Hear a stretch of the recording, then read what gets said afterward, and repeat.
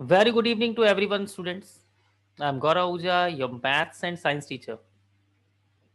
कल के बाद आज हमें स्टार्ट करना है नया टॉपिक एनसीईआरटी का। Chapter name is our environment. Topic 15.3.2 that is managing the garbage we produce. बच्चों, व्हाट इज गार्बेज? तो यहाँ पर आपके दिमाग में सिर्फ ये आएगा जितना कूड़ा कचरा होता है दैट इज गार्बेज। अब गार्बेज भी कई टाइप का होता है जो हम पहले भी पढ़ चुके हैं इस चैप्टर की स्टार्टिंग में। वेस्ट, बच्चों, कई टाइप का गार्बेज होता है। एक गार्बेज गार्बेज तो ऐसा है जो वेजिटेबल पील्स और इन सब से बनता है, लाइक लेदर, कॉटन, कपड़े। तो फाइनली यू विल फाइंड कि ये गार्बेज जो भी है ये बायोडिग्रेडेबल है। अब कूड़ा कचरा आपको प्लास्टिक भी मिल सकता है, पॉलीथीन भी हो सकता है, वो भी गार्बेज है। इवन अगर आपका घर बन रहा है, आप नया नया घर बना रहे हो तो पुरानी जगह तोड़वा के नया घर बनाते हो, तो वो भी एक तरह का जो उसका वेस्ट मटेरियल होगा, जैसे हम कह सकते हैं ब्रिक्स और मोटार, बजरी और ये सीमेंट, रेता, जो पिछले घर का है, पुराने घर का, तो वो भी एक तरह का गार्बेज है। हॉस्पिटल में आजकल इतनी बीमारियां फैली हैं, नहीं थी तब भी आपने देखा है हॉस्पिटल्स में इतनी भीड़ें होती हैं। तो वहां पर किसी को चोट लग गई है, ब्लड से लथपथ, कॉटन है और ये सब, तो ये भी तो गार्बेज हुआ। क्या वो उसे रोड पे फेंक देंगे? आप खुद सोचो। तो जो गार्बेज प्रोड्यूस होता है डिफरेंट डिफरेंट प्लेसेस पर, फैक्ट्रीज का जो वेस्ट होता है, तो उसको हम कैसे मैनेज करते हैं? टॉपिक यही है, managing the garbage we produce. ठीक है, गुड तो इवनिंग सर। Good evening. यहाँ से स्टार्ट होता है। तो ये एक एक्टिविटी टाइप की देते हैं शुरुआत में हमेशा। विजिट एनी टाउन और city and we are sure to find heaps of garbage all over the place. ये तो सच है कि अगर आप पॉश इलाके में रहते हो तो आपको गार्बेज, कूड़ा कचरे का ढेर नहीं मिलेगा, लेकिन कहीं ना कहीं उस शहर में एक कोना जरूर दिखाई देगा जहां पर कूड़े कचरे का ढेर लगा हुआ है। Visit any place of tourist interest and we are sure to find the place littered with empty food wrappers. तो अगर टूरिस्ट प्लेस पे भी देखोगे तो कहीं ना कहीं ऐसे फैले पड़े हुए हैं। अगर आप ताजमहल जाओगे तो वहां तो अलाउ नहीं है, वहां तो आपने देखा होगा कि हर थोड़ी थोड़ी दूर पर कूड़ेदान, जिसे हम कह सकते हैं, डस्टबिन रखे हुए हैं बड़े बड़े से। लेकिन अगर कोई टूरिस्ट प्लेस ऐसी है जहां पर केयर नहीं की जा रही, वहां भी आप देखोगे पॉलीथीन, चिप्स और ये रैपर उनके सब पड़े हुए हैं ऐसे। In the earlier classes we have talked about the problem of dealing with the garbage that we generate. Let us now look at the problem a bit more deeply, क्योंकि topic चल रहा है तो इस प्रॉब्लम को more deeply हमें समझना है। और जब हम इस प्रॉब्लम को समझ पाएंगे तो इसका रिजोल्यूशन भी आसानी से निकाल पाएंगे।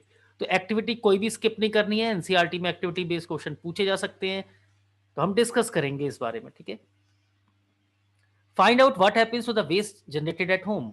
Is there a system in place to collect this waste? Yes, government ने एक सिस्टम बनाया हुआ है, म्यूनिसिपल कॉर्पोरेशन ने सिस्टम बनाया हुआ है। जो गार्बेज, जो कूड़ा कचरा हमारे पास होता है, हम एक प्रिस्क्राइब जगह पर हम उसे फेंकते हैं।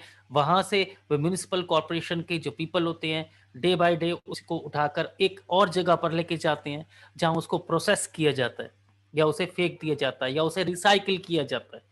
Find out how the local body, panchayat, अगर कोई गाँव वाँव की बात हो रही है, municipal corporation, resident welfare association deals with that waste. Are there mechanisms in place to treat the biodegradable and non-biodegradable waste separately? अब आप कहोगे यस, पहले तो हम नहीं देखते थे बच्चों। आजकल डस्टबिन भी 2 कलर के आने लगे, वैसे तो 3 कलर है। कौन कौन से कलर बताओ जल्दी से, डस्टबिन के कलर जो। Green, green, green, blue, Green, red, blue. Red. Green, red and blue, चलो ठीक है। अब बताओ ग्रीन किस लिए होता है? लिखा भी होता है उसके ऊपर ओनली, यहाँ क्या लिखा होता है? Green dustbin, biodegradable. Sir, biodegradable. recyclable. Biodegradable, yes, Biodegradable. जिसको बैक्टीरिया आसानी से डिकम्पोज कर सकते हैं, माइक्रोस्कोपिक ऑर्गेनिज्म डिकम्पोज कर सकते हैं। Vegetable peels, leather, food stuff, ठीक है, कॉटन। रेड, रेड किस लिए होता है बताओ, कौन बताएगा? केमिकल। यस, उस पे केमिकल्स बने लिक्विड होते वेस्ट। हैं, केमिकल्स, और even we can say medicine type ना। And blue, non non biodegradable. Biodegradable. Non non biodegradable, Non-biodegradable. Non biodegradable. तो ये 3 टाइप कलर के डस्टबिन है। यही चीज आ गई ना कि बायोडिग्रेडेबल और नॉन बायोडिग्रेडेबल वेस्ट के लिए डिफरेंट डिफरेंट मैकेनिज्म है, ताकि वो इससे मिक्स ना हो। बायोडिग्रेडेबल वेस्ट जो भी होगा उसे प्रोसेस करने के लिए प्रॉपर फैक्ट्रीज में भेज दिया जाएगा, जहां उसे मैन्योर या फर्टिलाइजर के रूप में कन्वर्ट करके वापस हमारे पास यूजफुल सब्सटेंस के रूप में आ जाएगा। ठीक है बच्चों, तो एक्टिविटी में 2 पॉइंट्स थे। नेक्स्ट देखते हैं, नेक्स्ट पॉइंट क्या है। नेक्स्ट एक्टिविटी 15.8, मतलब आगे क्या कहा इसने, देखते हैं। Calculate how much waste is generated at home in a day. अब ये तो डिपेंड करता है कि कितने लोग उस घर में, सदस्यों की संख्या, मेंबर्स की संख्या पर डिपेंड करता है। How much of this waste is biodegradable, तो एक एक्टिविटी कह रहा है कि इतना बायोडिग्रेडेबल वेस्ट है, इतना नॉन बायोडिग्रेडेबल वेस्ट है। Calculate how much waste is generated in the classroom in a day. तो क्लासरूम में क्या होगा बताओ, बच्चे खाना खा रहे हैं, क्लास में आपको पता ही है, तो वो जो रैपर होंगे जिससे रोटी लपेट के लाए हैं, या सिल्वर फॉयल है, पेंसिल शार्पनिंग, Foil paper. वाह वेरी गुड, पेंसिल शार्प कर रहे हैं वो, ठीक है। या आपको पता है कि जनरली रॉकेट बनाते हैं, कागज का पीछे का पेज निकाला और रॉकेट बना के फेंका किसी के ऊपर, तो ये सब क्या वेस्ट ही जनरेट हो रहे हैं क्लासरूम में। How much of this waste is biodegradable, suggest waste और डीलिंग दिस वेस्ट। तो जो बायोडिग्रेडेबल वेस्ट होगा बच्चों, उसको अगर डिकम्पोज करा दिया जाएगा, डिकम्पोज कैसे कराएं, स्कूल में एक जगह गड्ढा किया जाए, उसमें बायोडिग्रेडेबल वेस्ट को डाल दिया जाए, ऊपर से मिट्टी बंद कर दी जाए, थोड़े समय बाद, 1, 2, 3, 4 महीने बाद वो सब किस में कन्वर्ट हो जाएगा बच्चों, खाद में, दैट विल मैन्योर में कन्वर्ट हो जाएगा। ठीक है, मतलब उपजाऊ, सॉइल की फर्टिलिटी को बढ़ाने वाले कंपोनेंट्स में कन्वर्ट हो जाएगा। अगला है, अगला क्या है 15.9 एक्टिविटी, एक्टिविटी 15.9, एक सेकंड होल्ड करना बच्चों। Okay students, next, that is find out the sewage in your locality is treated, मतलब how sewage is in your locality is treated. Are there mechanism in place to ensure that local water bodies are not polluted by untreated sewage? तो कहेंगे yes, ऐसा है कि sewer का जो waste होता है बच्चों, जो ह्यूमन वेस्ट जो हमारे घर से निकलता है, ऑर्गेनिक मैटर कंटेन करता है, तो सीवेज ट्रीटमेंट प्लांट होते हैं बच्चों, सीवेज ट्रीटमेंट प्लांट, उसमें इसको डाइजेस्ट किया जाता है।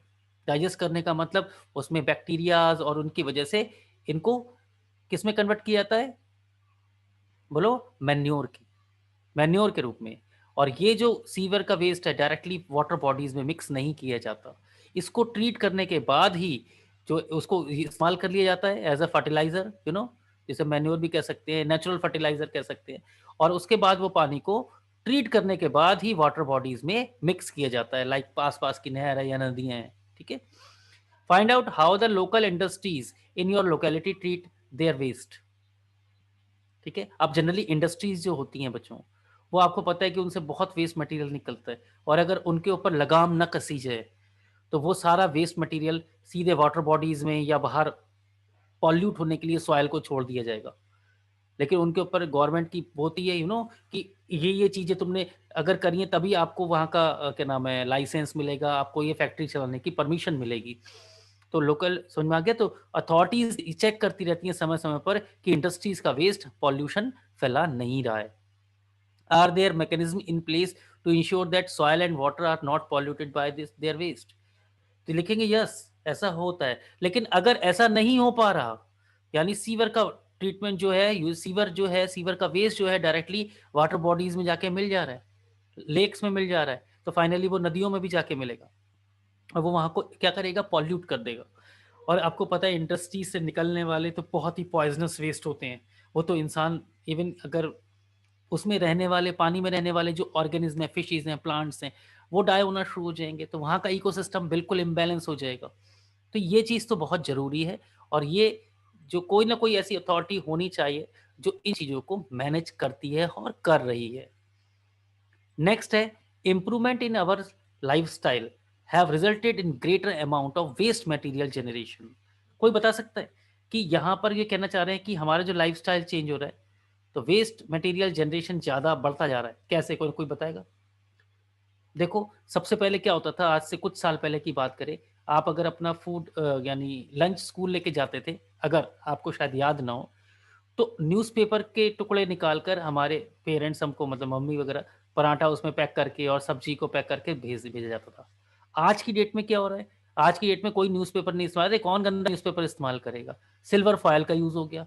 क्या सिल्वर फॉयल बायोडिग्रेडेबल है बच्चों? क्या सिल्वर फॉयल बायोडिग्रेडेबल है? नहीं है। तो कहीं ना कहीं लाइफस्टाइल जो है किसी ना किसी रूप में वेस्ट मटेरियल को ज़्यादा से ज़्यादा अमाउंट में जनरेट करने में मदद कर रहा है, और वो हमारे एनवायरनमेंट के लिए क्या है, हार्मफुल है। ठीक है, सोचो कागज का जो रैपर था वो कहीं तुमने खाया फेंक दिया, अब बताओ क्या कागज 2-3 दिन 4 दिन बाद कागज ही रहेगा या उसको बैक्टीरिया डिकम्पोज करके मिट्टी बना देंगे, सॉइल। समझ में आ रहा है? तो कहीं ना कहीं आज सिल्वर फॉइल यहाँ Yes, पड़ी हुई है और कागज का एक पीस, न्यूज़पेपर का पीस ये पड़ा हुआ है। तो बताओ आज से 15 दिन बाद कौन सा पीस आपको दिखाई देगा? आपको सिल्वर फॉइल दिखाई देगा, क्योंकि बैक्टीरिया इसको डिकम्पोज नहीं कर पा रहे, लेकिन उस कागज के या न्यूज़पेपर के टुकड़े को बैक्टीरिया ने डिकम्पोज कर दिया, बारिश में वो गल गया, लेकिन ऐसा सिल्वर फॉइल के साथ नहीं हो रहा। ठीक है, change in attitude also have a role to play with more and more things we use becoming disposable. क्या मतलब हुआ इसका? Changes in attitude also have a role to play.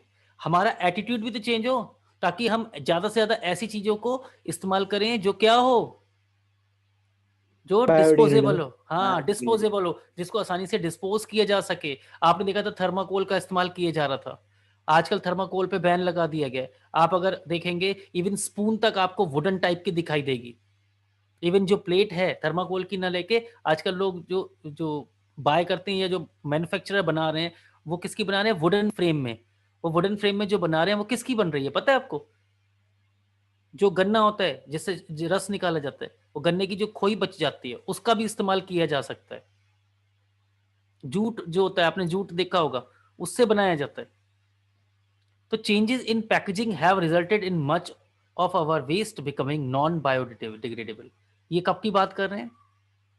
जो पैकेजिंग जो है, अगर वो नॉन बायोडिग्रेडेबल बन रही है, लाइक थर्माकोल हो गए, प्लास्टिक्स हो गए, प्लास्टिक के डिस्पोजल ग्लास होते हैं, थर्माकोल के ग्लास हैं।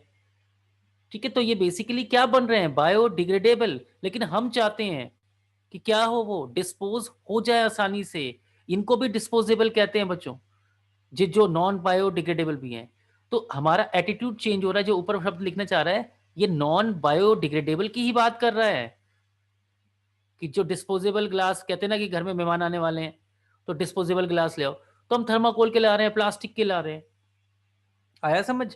कागज के नहीं ला रहे, कुल्हड़ नहीं ला रहे घर पे, क्योंकि कागज के गिर जाएगा, गल जाएगा। तो ये हम सोच रहे हैं कि नहीं, प्लास्टिक या थर्माकोल टाइप की चीजों को इस्तेमाल किया जाए।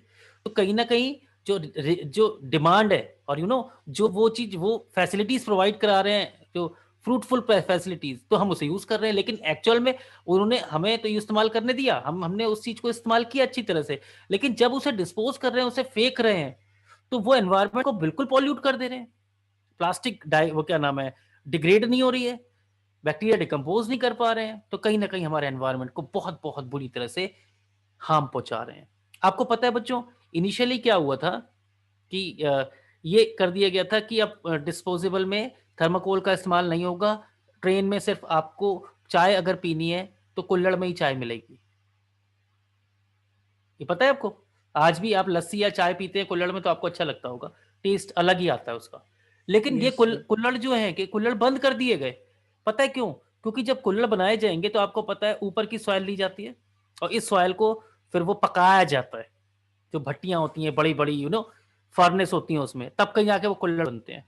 तो यहाँ आप खुद देखो, जब टॉप सॉइल का इस्तेमाल किया जाएगा कुल्हड़ बनाने में, तो ऊपर की सॉइल ही मैन्योर कंटेन करती है, ह्यूमस कंटेन करती है। याद करो, आपने पढ़ा हुआ है ह्यूमस, याद है ना? 9th क्लास में ह्यूमस पढ़ा था कि जो प्लांट्स और Yes, sir. एनिमल्स मर जाते हैं उनको बैक्टीरिया डिकम्पोज करते हैं और उनको यूजफुल सब्सटेंस में कन्वर्ट कर देते हैं। और वो यूजफुल सब्सटेंस क्या होते हैं? टेक्सचर बनाते हैं हमारी सॉइल का। तो जब कुल्हड़ वगैरह बनाए जाएंगे, मिट्टी के बर्तन बनाए जाएंगे, तो टॉप सॉइल का ही इस्तेमाल होगा। ऐसा तो नहीं है कि हम पहले ऊपर की सॉइल हटा दें फिर नीचे से मिट्टी लें और फिर ले जाकर कुल्हड़ बनाए। अब टॉप सॉइल से ह्यूमस कम होता चला जाएगा और उस जगह की मिट्टी बंजर हो जाएगी बच्चों। तो अब क्या हुआ, उसके बाद बैन लगा दिया गया, कुल्हड़ पे भी बैन लगा दिया गया, थर्माकोल के ग्लासेस पे भी बैन लगा दिया गया। अब अगर आपको चाय मिलनी है, अगर बस स्टेशन पे, रेलवे स्टेशन पे या रेलवे में, तो आपको कागज के कप में ही मिलेगी। ठीक है, तो आप पढ़ते हैं, देखो, थिंक इट ओवर क्या दे रखा है। If you ask your parents, they will probably remember a time when T in trains was served in plastic glasses which had to be returned to the vendor। जो क्या था, plastic के गिलास लो और उसके बाद क्या करना है? रिटर्न कर देना। प्लास्टिक के ग्लासेस आपने यूज किया और वापस रिटर्न कर दे। The introduction of disposable cup was hailed as a step forward for the reason of hygiene. तो डिस्पोजेबल कप क्यों थे, कि स्टील के गिलास क्यों नहीं थे कि भैया स्टील के गिलास में चाय पी लो या शीशे के गिलास में चाय पी लो? क्यों? क्योंकि हम वो चाय पियेंगे, ठीक है, हमसे कोई दूसरा पिएगा, दूसरे तीसरा पिएगा, अगर किसी एक को भी डिजीज हुई और प्रॉपर उन्होंने वॉशिंग नहीं करी है तो दूसरे को क्या हो जाएगा, बोलो, बीमारियां लगेंगी या नहीं? तो हाइजीन का ध्यान रखते लिए, समझ में आ गया, हाइजीन का ध्यान रखने के लिए ही डिस्पोजेबल कप्स इंट्रोड्यूस हुए थे. No one at the time perhaps thought about the impact caused by the disposal of million of these cups on a daily basis. किसी ने कब उस समय ये नहीं सोचा होगा कि डिस्पोजेबल स्टार्ट तो कर दिए गए हैं, लेकिन डेली के डेली लाखों हजारों करोड़ डिस्पोजेबल जो होगा एक एनवायरनमेंट को हमारे डैमेज करने लगेंगे आने वाले समय में. किसी ने नहीं सोचा था तब. सम टाइम बैक कुल्हड़ को अलाउ किया गया दैट डिस्पोजेबल कप्स में made by clay were suggested an alternative. तो ये कहा गया ठीक है, ये डिस्पोजेबल बहुत एनवायरनमेंट को पॉल्यूट कर रहे हैं, प्लास्टिक थर्माकोल के, ऐसे करते हैं, कुल्हड़ को इंट्रोड्यूस करते हैं. But a little thought showed that the making these कुल्हड़ on a large scale would result of the loss of fertile top soil. तो कुल्हड़ के इस्तेमाल से क्या हो रहा है बच्चों? लॉस हो रहा है. जो टॉप सॉइल होगी जहां से मिट्टी निकाली जा रही है उस कुल्हड़ को बनाने के लिए, तो वो ऊपर ऊपर की सरफेस होगी, और जनरली ऊपर की सरफेस ही, समझ में आ गया, क्या कंटेन करती है? ह्यूमस, जो बहुत उपजाऊ बनाती है मिट्टी को, और वही खत्म हो जाएगी तो मिट्टी बंजर हो जाएगी. Now disposable paper cups introduce कर दिए गए बच्चों, आर बीइंग यूज्ड. और आपको पता है कि आप उस पेपर कप को कहीं भी फेंक दो, कुछ समय बाद बैक्टीरिया उसे डिकम्पोज कर देंगे, और फाइनली, समझ में आ गया क्या हुआ? बोलो. इंट्रोडक्शन हुआ किस चीज का? कि बायोडिग्रेडेबल डिस्पोजेबल का इंट्रोडक्शन हुआ. क्यों? क्योंकि नॉन बायोडिग्रेडेबल डिस्पोजेबल एनवायरनमेंट को बहुत ही बुरी तरह से इफेक्ट कर रहे थे. इज इट क्लियर बच्चों? सर वो No. वेंडर जो है सर, वो उस प्लास्टिक ग्लास को वापस क्यों लेता था सर? वो इसलिए कि बाहर नहीं फेंकेंगे. नहीं फेंकेंगे, इससे क्या होगा कि वो ले जाएगा, वो एनवायरनमेंट पॉल्यूट तो नहीं होगा कि आप ट्रेन में पी रहे हो, खिड़की से बाहर फेंक दिया. आप ट्रेन में पी रहे हो, भाई ट्रेन में नीचे सिरका दिया, तो कहीं ना कहीं वो पॉल्यूशन हो रहा नहीं हो रहा है. अब उसे ले जाके उसे जैसे भी रिसाइकिल करना होगा वो आगे आगे आने वाली कंपनी दे देगा. लेकिन बाद में ये हुआ कि डिस्पोजेबल ग्लास जो है, ये पता है अभी बेसिकली डिस्पोजेबल ग्लास की बात नहीं हो रही है शुरू में. देखो, served in plastic glasses which had to be return to the vendor. ये प्लास्टिक ग्लास कौन से वाले हैं? अगर मैं आपको बता दूं, ये डिस्पोजेबल ग्लास की बात नहीं हो रही है. आज से कुछ साल पहले प्लास्टिक या शीशे के ग्लास दिए जाते थे, आपके साथ ही खड़ा हुआ है वो, तो भाई साहब पी लीजिए, आप गिलास मुझे दे दीजिए वापस. तो ये वो प्लास्टिक नहीं है जो हम लोग इस्तेमाल कर रहे हैं, जो डिस्पोजेबल ग्लास. ये एक्चुअल वाले ग्लास हैं जो हमारे घरों में होते हैं. नहीं आया समझ? आप अगर किसी ढाबे पे जाके चाय पियोगे तो वो आपको डिस्पोजेबल में देगा या शीशे के ग्लास में देता है? आप खुद बता दो. आज की डेट में नहीं, कुछ समय पहले की अगर सोच लो. आया समझ? तो आप क्या ये गिलास लेके अपने घर ले आओगे, या नहीं भाई साहब ये आपका ही रख लो? आया समझ या नहीं? तो ये कहना चाह रहे हैं कि प्लास्टिक के गिलास होते थे, और वो प्लास्टिक के गिलास डिस्पोजेबल टाइप के नहीं होते थे. वो वेंडर जो होता था, ये दो स्टेटमेंट जो कहना चाह रहा है, इस चीज को क्लियर कर लो कि वो उसे फेंक नहीं सकते. अगर 15-20 रुपए का एक गिलास खरीदा है उसने, तो वापस उसे धोएगा और वापस फिर उसे सर्व करने के लिए फिर से आ जाएगा. लेकिन डिस्पोजेबल कप का इंट्रोडक्शन क्यों हुआ? क्योंकि हाइजीन को देखते हुए, कि अगर एक को कोई डिजीज है और वो यही प्लास्टिक ग्लास फिर से रीयूज किया जाएगा, तो दूसरे को भी, अगर प्रॉपर वॉशिंग नहीं हुई है, तो दूसरे को बीमारियां लग सकती हैं. Is it clear now? तो ये डिस्पोजेबल की बात नहीं कर रहे हैं यहाँ पे, ये काफी पुरानी बात कर रहे हैं. और ये पुरानी बात में ये है कि जो ग्लास दे रहे हैं ये उनके ग्लास हैं, ये डिस्पोजेबल वाले नहीं है. क्लियर? और सर फोर्थ लाइन में सर डिस्पोजेबल का मतलब क्या है सर? वो अब उसके बाद डिस्पोजेबल लाए गए हाइजीन का ध्यान रखने के लिए, कि बीमारियां एक से दूसरे को ना हो. ठीक है, ये डिस्पोजेबल वही आ गए, डिस्पोजल्स प्लास्टिक के, थर्माकोल के. ये डिकम्पोज हो जाते हैं? नहीं होते थे, नहीं होते थे, ये भी नहीं होते थे. डिस्पोजल जो थे, उसके बाद उनका अच्छा ये डिकम्पोज नहीं हो रहे, चलो कुल्हड़ लेके आते हैं. बोले कुल्हड़ से तो मिट्टी खराब हो रही है, मिट्टी बंजर होती जा रही है, टॉप सॉइल खत्म होती जा रही है. फिर क्या हुआ बोलो? अब बोले अब फाइनली पेपर कप का इस्तेमाल करो, बात खत्म करो. और पेपर कप जो होगा उसका यूटिलाइजेशन होगा, वो आसानी से डिग्रेड हो जाएंगे, बायोडिग्रेडेबल होते हैं पेपर कप. तो ठीक है। तो ये जो क्वेश्चन अभी हमने ये हम लोगों ने जो डिस्कशन किया है, इस पर सोचो आप कितने क्वेश्चन बन सकते हैं। क्या कि प्लास्टिक कप को खत्म क्यों कर दिया गया, पेपर कप को इंट्रोड्यूस क्यों किया गया, कुल्हड़ को जो शुरू में इंट्रोड्यूस किया था उसे बाद में बंद क्यों कर दिया गया, क्यों पहले प्लास्टिक के ग्लासेस थे और वेंडर को वापस करते थे, क्यों उनका चलन खत्म हो गया, बिकॉज ऑफ द हाइजीन। आया समझ या नहीं? तो इस पर कितने क्वेश्चन बन सकते हैं आप खुद सोच सकते हो। नेक्स्ट आया एक्टिविटी 15.10, सर्च द इंटरनेट और library to find out what hazards material have to be dealt with while disposing on electric item. आपको पता होगा बच्चों, जब आप फोन नया खरीदते हो या लैपटॉप खरीदते हो, तो उसमें एक, अगर आपने पूरी प्रॉपर रीडिंग करी होगी तो आपने देखा होगा कि जब इसकी बैटरी खराब हो जाए तो आप इसे वापस कर दो, और एड्रेस लिखा होता है उस पर, मालूम है आपको, कि आप उसे वापस कर दो, उस कंपनी में वापस चला जाए ताकि वो प्रॉपरली डिस्पोज कर पाए। तो इलेक्ट्रॉनिक डिस्पोजल जो है ना, इलेक्ट्रॉनिक्स जो है वो बहुत बुरी तरह से एनवायरनमेंट को पॉल्यूट करता है। आप खुद सोचो कि आपके घर में आईसी या डायोड और कई सारी चीजें पड़ी और नाली में फेंक दी, तो क्या बैक्टीरिया डिकम्पोज कर लेगा उनको? पुराने स्पीकर और पुराने तो कहीं ना कहीं इलेक्ट्रॉनिक्स वेस्ट को डिस्पोज करने के लिए भी डिफरेंट डिफरेंट कम्युनिटीज बनाई गई हैं। How would these material affect the environment? बहुत ही बुरी तरह से करेंगे। Find out how plastic are recycled. तो मैंने आपको बताया बच्चों, जो प्लास्टिक का मटेरियल होता है वो आसानी से रिसाइकिल किया जा सकता है। डिफरेंट टाइप की प्लास्टिक्स होती है, उनको मेल्ट किया जाता है, मेल्ट करके उसे नए फॉर्म में हमारे पास प्रस्तुत किया जाता है। लेकिन बस वो ये फ्रेश प्लास्टिक और सेकंड प्लास्टिक दो चीज़ें होती हैं। फ्रेश प्लास्टिक मतलब जो हम जो प्रोडक्ट मार्केट से खरीद रहे हैं वो फ्रेश प्लास्टिक के हैं, और जो सेकेंडरी प्लास्टिक होती है वो पुरानी प्लास्टिक को मेल्ट करके बनाई जाती है। तो वो प्रोडक्ट सस्ते भी होते हैं और ज़्यादा टिकाऊ नहीं होते, लेकिन कम से कम प्लास्टिक का रीयूज तो हो गया। Does the recycling process have an impact on environment? बच्चों ये बहुत अच्छा क्वेश्चन है। रिसाइकिल करने से क्या एनवायरनमेंट को पे इफेक्ट पड़ेगा? हम लिखेंगे पॉजिटिव भी है, नेगेटिव भी है। पॉजिटिव ज़्यादा है, क्यों? क्योंकि जब प्लास्टिक जो है अगर आप उसे एज अ वेस्ट मटेरियल फेंक दे रहे हो तो क्या ये डिकम्पोज होगी एनवायरनमेंट में? बताओ, नहीं होगी।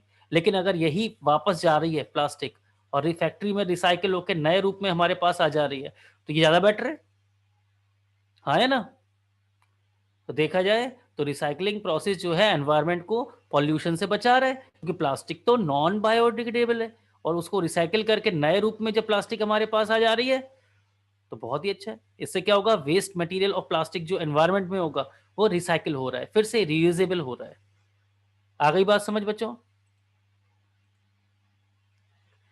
चलो अब यहाँ पे कुछ क्वेश्चंस आते हैं। What is ozone? तो ozone is a triatomic molecule of oxygen O3, जो हमारे अर्थ के आउटर स्पेस पर एक ब्लैंकेट बनाती है जो अल्ट्रा वायलेट रेडिएशन को फिल्टर करती है बच्चों। और ultra violet radiation skin cancer, skin allergies, eyes problem को मोटिवेट करते हैं। लेकिन फाइनली अल्ट्रा वायलेट रेडिएशन क्या हो गए, फिल्टर हो गए ओजोन लेयर से, तो वो हार्मफुल इफेक्ट्स हमारे अर्थ तक नहीं पहुंच पाते। How does it effect any ecosystem? Ozone किसी इकोसिस्टम को कैसे इफेक्ट करती है? तो लिख देंगे ओजोन एक खुद पॉइजनस गैस है, जो हमने कल पढ़ा था। लेकिन ये ozone gas ultra violet radiation, sun से आने वाले अल्ट्रा वायलेट रेडिएशन को फिल्टर कर देती है और उन हार्मफुल रेडिएशन को उस इकोसिस्टम तक पहुंचने नहीं देती है, और फाइनली वो इकोसिस्टम डिजीज फ्री रहता है। मींस अल्ट्रा वायलेट रेडिएशन से होने वाले डैमेज से बचाव कर देता है। आगे समझ? अगला है how can you help in reducing the problem of waste disposal? Give any two methods. तो अपने मन से बता सकते हो। वेस्ट डिस्पोजल तो आप क्या लिखेंगे कि अगर जो ह्यूमन वेस्ट है, जैसे आप कह सकते हो कि सबसे पहली चीज तो वही जो अभी हमने पढ़ा, क्या, ग्रीन और कौन सा था, ब्लू, दो टाइप के अपनी। हाँ नहीं, ग्रीन ब्लू लिख दो ना, बस ये दो लिख दो, ये कि ग्रीन एंड ब्लू। ठीक है, ग्रीन में ग्रीन डस्टबिन जो होंगे वो बायोडिग्रेडेबल वेस्ट को कलेक्ट करने के लिए, ब्लू वेस्ट जो होंगे नॉन बायोडिग्रेडेबल वेस्ट को, और फाइनली वेस्ट डिस्पोजल में प्लास्टिक को वापस क्या करना, रिसाइकिल करके। ठीक है, आप वेस्ट डिस्पोजल को कैसे रिड्यूस कर सकते हो? तो इसमें आप क्या लिखोगे, बोलो। यूजिंग बायोडिग्रेडेबल, क्या, लाइक पेपर कप का इस्तेमाल करके। थर्माकोल और प्लास्टिक हम इस्तेमाल नहीं करेंगे, विल नॉट यूज दैट, तो आप उस एनवायरनमेंट को क्या कर रहे हो, प्रोटेक्ट कर रहे हो। आ गई बात समझ? तो अपने मन से जो आप वेस्ट जो आप सोच सकते हो और उसको कम कर सकते हो, वो डिस्पोज जो है आसानी से किया जा सके, उसके बारे में कोई भी 2 मेथड आप सुझा सकते हो, आपको पूरे नंबर मिलेंगे बच्चों। क्लियर है? तो पहला तो यही ग्रीन एंड ब्लू वाला टॉपिक लिख देना, दूसरा पेपर कब का लिख देना, इतने सारे टॉपिक पढ़े हैं। इवन आप ये भी कर सकते हो कि हम अपनी लोकेलिटी में एक पिट बना लेंगे जिसमें बायोडिग्रेडेबल वेस्ट को डालकर उससे मैन्योर बना सकते हैं। ठीक है, चलो इस चैप्टर में क्या सीखा ये दे रखा है, एक बार जल्दी से पढ़ लेते हैं। The various component of ecosystem are interdependent, पता है हमें इकोसिस्टम में चाहे वो जो डिफरेंट कंपोनेंट्स होते हैं बायोटिक और अबायोटिक आपस में इंटरडिपेंडेंट होते हैं। The producer makes energy from sunlight available to the rest of the ecosystem. Energy को ट्रैप कौन कर रहा है? सन से आने वाली, प्रोड्यूसर लेवल है। There is a loss of energy, एक ट्रॉफिक लेवल से जब हम हायर ट्रॉफिक लेवल में एंटर करते हैं तो एनर्जी कम होती जाती है, और कितने परसेंट कम हो जाती है बच्चों? जो कल पढ़ा था 10% कम होती है। 10%। 10% लॉ, 10% कम कम। नहीं होती है, 10% अवेलेबल होती है अगले के लिए। Yes, sir. कम तो 90% हो रही है, तो 10% अवेलेबल होती है हायर ट्रॉफिक लेवल में। तो आप ये लिखेंगे कि जितनी अमाउंट ऑफ एनर्जी किसी ट्रॉफिक लेवल में एंटर करती है उसका केवल 10% ही उससे हायर ट्रॉफिक लेवल के लिए अवेलेबल होता है। ठीक है, जिसकी वजह से फूड चेन जो होती है उसमें limited number of trophic level होते हैं, जो मैंने आपको समझाया था बच्चों। आ गई बात समझ? क्यों? क्योंकि जब एक ट्रॉफिक लेवल से दूसरे ट्रॉफिक लेवल में एनर्जी ट्रांसफर हो रही है तो एनर्जी कम होती जाती है, और हायर अगर बहुत ज़्यादा लेवल होंगे तो सबसे हायर ट्रॉफिक लेवल में एनर्जी की जो परसेंटेज है बहुत कम हो जाएगी, और उस फूड से कोई भी ऑर्गेनिज्म एनर्जी इतनी प्राप्त नहीं कर पाएगा और वो सरवाइव नहीं कर पाएगा। इसीलिए फूड चेन में जो ट्रॉफिक लेवल की संख्या 3 या 4 तक सीमित होती है बच्चों। अगला, human activities and impact environment, ये तो कंफर्म है, पॉजिटिव भी करते हैं नेगेटिव भी। और सीएफसी का यूज क्यों बैन कर दिया गया था बच्चों? जो कल हमने पढ़ा था, वो ओजोन को डिप्लीट कर रही थी, और ओजोन के डिप्लीशन से क्या था?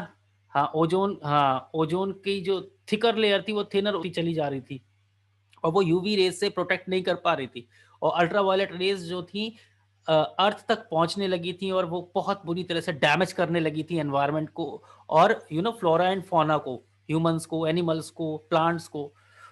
तो इसीलिए सीएफसी पे बैन लगा दिया गया, क्योंकि सीएफसी उस लेयर को डिप्लीट कर रही थी, ओजोन लेयर को।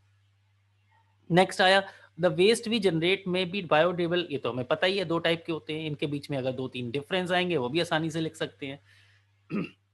The disposal of the waste we generate is causing serious environmental problem, ये भी कंफर्म है। ठीक है, अगर जो डिस्पोजल है